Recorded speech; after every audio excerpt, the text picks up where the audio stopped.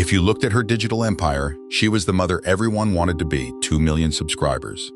A multi-million-dollar suburban paradise, absolute, flawless control. But in the lucrative world of family vlogging, the line between parenting and producing doesn't just blur, it kills. Because while the world was hitting subscribe on the ultimate dream, the reality was a slow-motion descent into a living nightmare. And the most terrifying part, the horror wasn't lurking in some dark alleyway. It was being uploaded in high definition every single day, right in front of our eyes. The door to the bunker didn't lock from the inside, it locked from the outside. To the millions of viewers scrolling through YouTube in the late 2010s, the Franke household was a masterclass in modern, wholesome perfection. 8 Passengers wasn't just a channel. It was a digital sanctuary of structured parenting, faith-driven discipline, and the pristine, sunlit suburbs of Utah. The American suburbs have a specific soundtrack. It is the rhythmic hum of a lawnmower 3 houses down. It is the laughter of children splashing in a backyard pool. It is the gentle hiss of an automatic lawn sprinkler system hitting the pavement on a July afternoon. In Springville, Utah, that soundtrack was accompanied by the soft click of a Canon G7X camera lens opening. To the outside world, Ruby Franke was the high priestess of suburban order. Her channel, 8 Passengers, launched in 2015, wasn't just a collection of home videos. It was an aesthetic doctrine. It featured 6 beautiful, blonde, blue-eyed children, a tenured husband who was an assistant professor at Brigham Young University, and a home that looked like it had been staged by a team of interior designers who specialized in the concept of eternal peace. Ruby was the anchor. She was calm, articulate, and utterly certain of her place in the universe. In an era where the internet was beginning to feel chaotic and fractured, 8 Passengers offered an intoxicating alternative. A world where everything had a place, every behavior had a consequence, and every day ended with a family prayer and a home-cooked meal. Viewers didn't just watch the Frankes, they worshipped the template. Mothers in Ohio, teenagers in London, and families in Sydney tuned in daily to watch Ruby manage the chaos of 6 children with the precision of a military general wrapped in a soft cashmere sweater. They bought the merchandise, they copied the chore wheels, they invested their own emotional security into the survival of this perfect digital family. But perfection is a high-maintenance illusion, and beneath the smell of fresh linen and expensive reed diffusers, the air in the Franke home was beginning to thin. The first real tremor occurred on a Tuesday. It was a completely ordinary vlog, tucked between grocery hauls and back-to-school clothing hauls. Ruby sat in her pristine kitchen, looking directly into the camera. With a calm, measured smile, she narrated a situation involving her 6-year-old daughter, Eve. Eve had forgotten to pack her lunch before school. The teacher had called Ruby, hoping the mother would drop off a meal for the child. Ruby's response, delivered with a chillingly pleasant tone, shocked the comment section. She refused. She told the teacher that Eve needed to learn the natural consequence of her forgetfulness. She laughed lightly as she explained that her 6-year-old would just have to go hungry for the day. "She's just going to have to be uncomfortable," Ruby said, her eyes wide and unblinking. To the casual viewer, it was flagged as overly strict parenting. A bit harsh, perhaps, but within the bounds of a conservative, high-discipline household. But to those who understood the psychology of control, it was something far more sinister. It was a public test of boundaries. Ruby was revealing a core belief that suffering was a valid pedagogical tool. And more importantly, she was watching to see if her audience would let her get away with it. They did. The video gained hundreds of thousands of views, the ad revenue rolled in, and the 8 Passengers train kept moving forward. As the channel crossed the 2 million subscriber mark, the discipline within the household began to curdle. It was no longer about teaching lessons. It was about breaking wills. The public didn't see the worst of it initially, but the fragments Ruby chose to upload were deeply alarming. The family's oldest son, Chad, became the primary target of an increasingly punitive regime. In one video, it was casually revealed that as punishment for a behavioral infraction, Chad's bedroom privileges had been completely revoked. He wasn't just grounded. His bed was removed. His desk was gone. For 7 months, a teenage boy slept on a beanbag chair in the middle of a barren floor. His privacy completely liquidated for the consumption of millions of strangers. The internet began to push back. A Change.org petition was launched, demanding an investigation by Child Protective Services. Local authorities actually visited the home, but the Frankes were wealthy, influential within their religious community, and highly skilled at presenting a united, smiling front to the state. The case was closed, but the public backlash did something dangerous to Ruby. It didn't make her reflect, it made her defensive. She began to see the outside world not as a community, but as a corrupting influence filled with weak, undisciplined people who didn't understand the true nature of righteousness. She needed to protect her kingdom, and the best way to protect a kingdom is to pull up the drawbridge. By late 2020, the vlogs began to feel claustrophobic. The extended family, Ruby's parents, her sisters, who were also prominent YouTube vloggers, suddenly vanished from the 8 passengers narrative. For years, the channel had thrived on large family gatherings and cousin sleepovers. Now the Franke children were entirely isolated. Ruby cut ties with her sisters, claiming they were not aligned with her spiritual standards.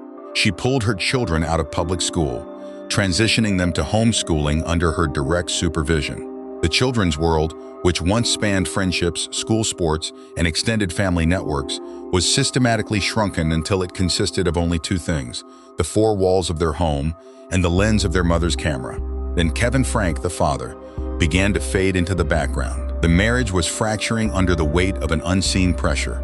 The domestic sanctuary was empty, the subscriber count was dropping, and Ruby was standing alone in her massive house, holding a camera, waiting for someone to validate her escalating extremism. That validation arrived in the form of a woman named Jody Hildebrandt. Jody Hildebrandt was a licensed clinical therapist in Utah, but her practice looked less like mental health care and more like a corporate cult. She had founded an organization called Connections Direct, which pitched itself as a behavioral counseling service based on what she called the truth.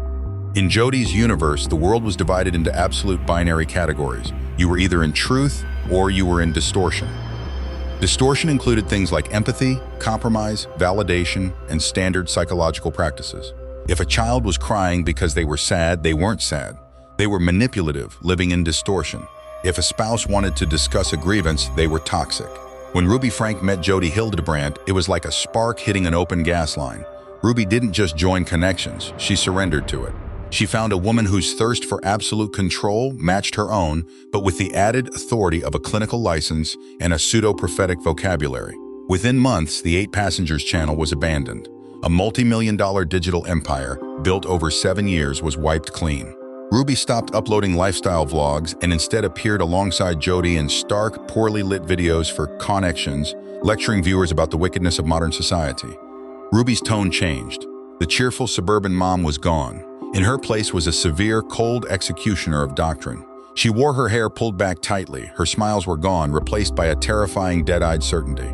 But while the videos were clinical, the reality inside the walls of Jody's luxury home in Ivins, Utah had descended into medieval horror. In 2022, Kevin Franke was legally separated from Ruby and formally exiled from the family dynamic under Jody's orders, leaving Ruby with absolute, unchecked custody of the younger children.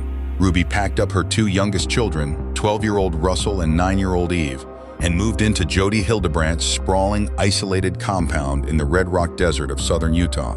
This house was different. It featured a heavy, fortified design surrounded by desert brush, miles away from the watchful eyes of the Springville neighbors. It was here, away from any cellular service or casual bypassers, that the theology of truth reached its logical, horrific conclusion. According to later court documents, Ruby and Jody came to believe that the 2 youngest children were possessed by evil spirits. They weren't just disobedient, they were seen as fundamentally corrupt. And in their twisted theological framework, the only way to save the children's souls was to completely break their physical bodies. The punishments were no longer about missing lunches or losing beds. They were designed to inflict maximum psychological and physical trauma. The children were subjected to forced labor in the blistering Utah summer heat, where temperatures regularly exceeded 100 degrees Fahrenheit. They were forced to stand on concrete floors for hours or run barefoot on asphalt until their feet blistered and peeled. And if they complained, they were told they were being ungrateful. They were told they were living in distortion. By mid-2023, the starvation was systematic. Russell and Eve were denied water for days at a time. When they were given food, it was meager, plain rice, or a single slice of bread. Ruby and Jody would sit at the kitchen island, eating lavish meals, while the emaciated children stood in the corner, forbidden from looking at them. To prevent them from escaping or seeking comfort from each other, the children were bound. This wasn't a sudden outburst of anger, it was a daily structured routine. They used handcuffs. When the handcuffs left marks that might be too obvious, they switched to heavy industrial duct tape. They wrapped the tape around the children's wrists. They wrapped it around their ankles. The emotional core of this tragedy is the utter inversion of the mother archetype. Ruby Franke had built her entire identity, her wealth, and her fame on the premise that she was the ultimate protector of her children. Now she was the one holding the roll of tape. She was the one cutting the skin.